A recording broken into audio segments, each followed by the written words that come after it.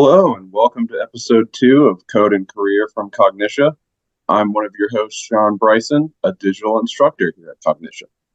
And I'm your co-host, Sydney Morris, Senior Talent Development Expert at Cognixia. With us today is Sarah Bean, a former JUMPro.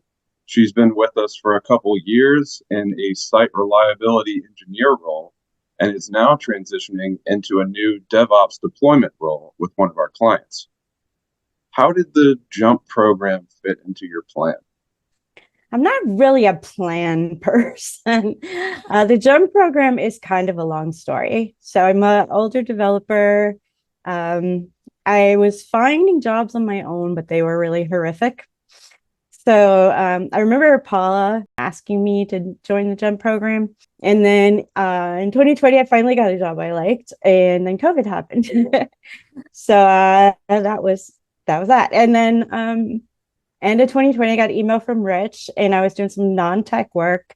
And then he said, when you're finishing, and I was finishing like April, whatever, Friday in April, and starting the SRE on the Monday. And I was just so excited to be doing something technological again.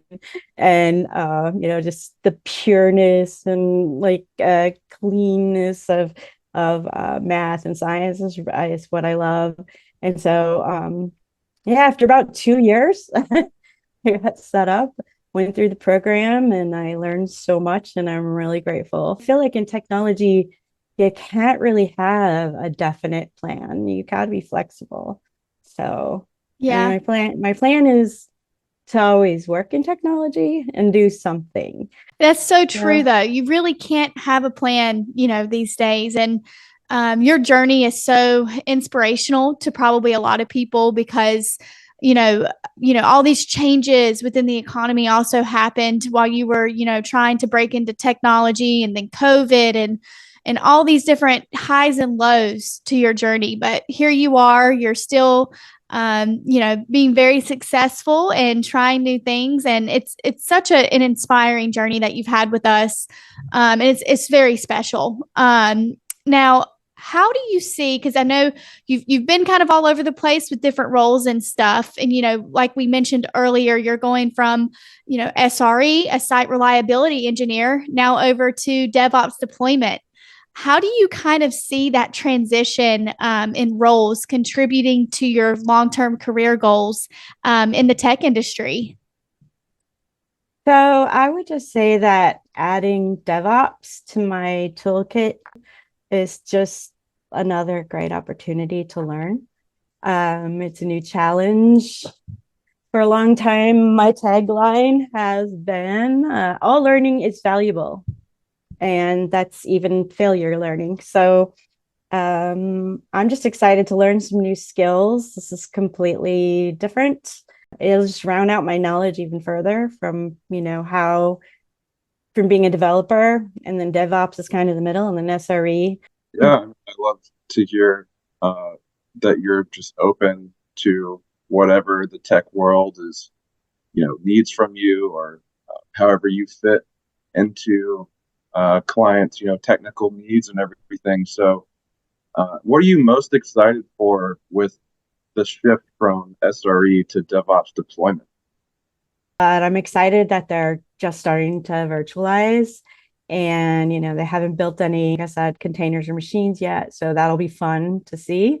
And I think DevOps is pretty much the same as SRE in terms of just problem solving and automation. You have to I think everything in computer programming is just problem solving, and then and you have to have a good method, good way of problem solving. And then automation is just writing down your steps and making sure it all works without you. You're going to be doing all these new different things, but you still seem so confident, and you know that you're going to be learning so much, and it's just such a great attitude to have. And what advice would you give to other women in tech who are considering, a similar career? So, women have it a little bit harder. They have to I believe, work harder and smarter and learn more. But I think the world is changing. Right now, however, women should know we have a lot to bring to a workplace. And instead of thinking we are victims of unfair gender inequality, we need to be confident in our skills and abilities. The only way anyone can be confident is to really study and know your skills. So if you are getting started, my advice would be to learn as much as you can from whatever you're doing. If you're in college, on the job, and training, pay attention, really learn, upskill and self-study, cutting edge trends. In tech, you will never stop learning because tech is always changing. So if you're a person who wants to learn a job and then just work it, and maybe upskill every couple years in a 3-day seminar, then tech isn't for you. You should do something else. But if you are interested, then you need to really study hard and pay attention to what everyone's talking about and what might be coming down the pipe. And you need to be flexible because as tech changes, so do jobs. So, I started out as a developer, but tech is changing. Pretty soon AI is going to write the programs, right? So you got to change your job. You have to upskill when that happens, make sure that you're learning something new. But for women, I would say to anyone, really, and women included, if you want to be successful, there are only 2 things you can't do in life. One is to give up, and the other is to say, I can't do this.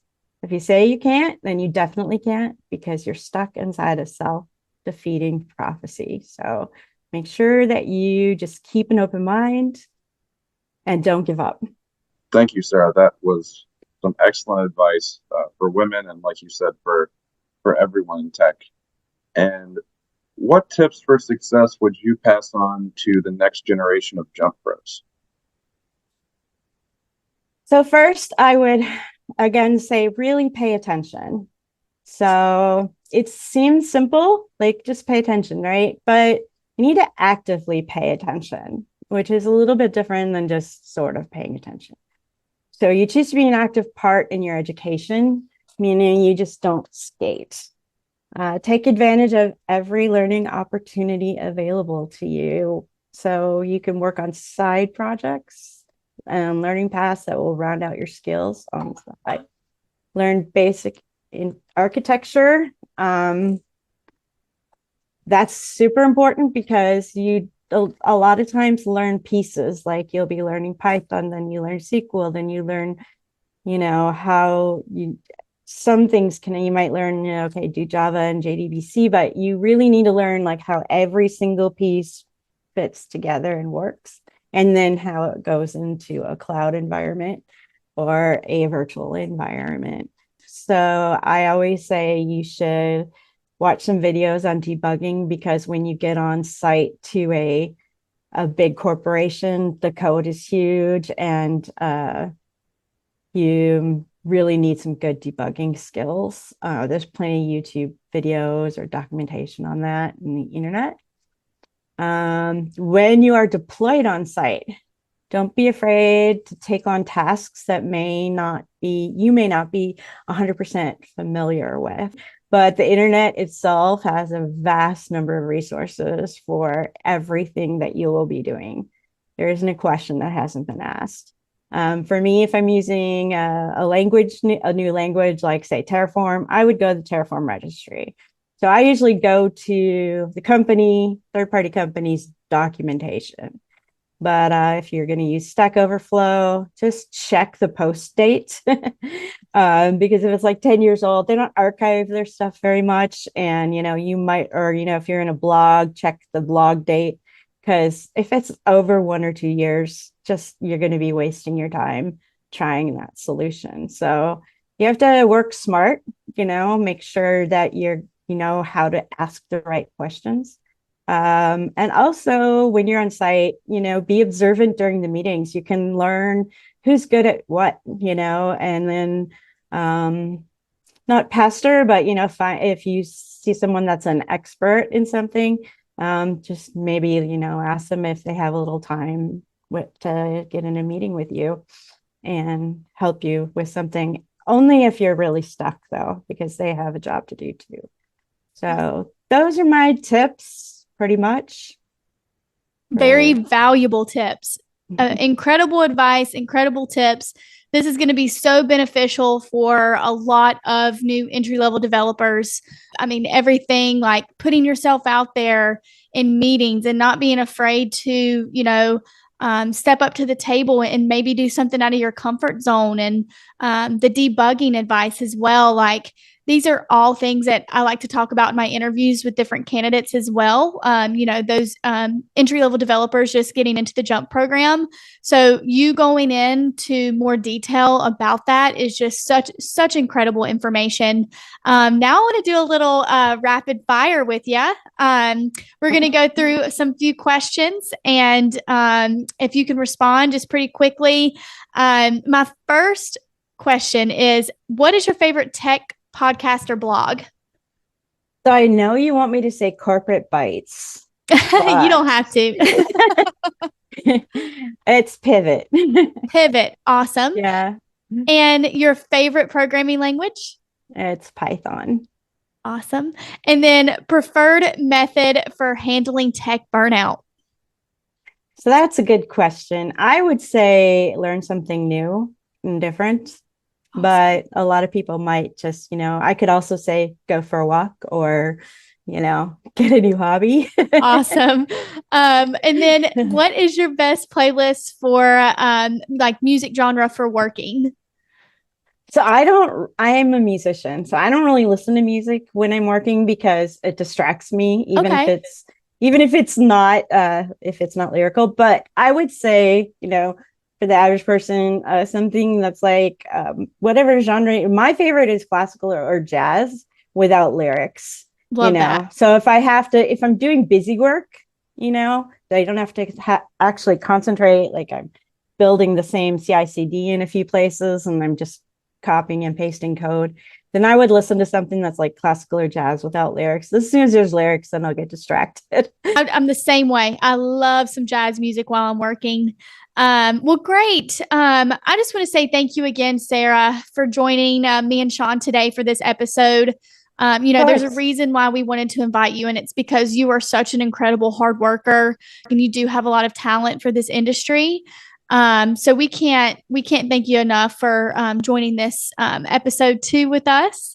Sean, do you have any ending comments? Sarah, I just wanted to say thanks for all You're welcome. Input you've had on this. Like Sydney has said, your story is very inspiring, I think, to a lot of people. And it's just really cool to hear about how you've developed your skill set throughout your life and how you're continuing to develop that. And I think you've given some really good advice to women. Maybe you're never too old to learn something new, and you're never too young to learn something new either. Yeah. Just keep learning, and you'll be okay. Because, as long as you don't stop, you'll get it eventually. Yep, you've heard it. Just keep learning. Right. Keep learning. I love it. I am your co-host, Sydney Morris. And I'm your other co-host, Sean Bryson.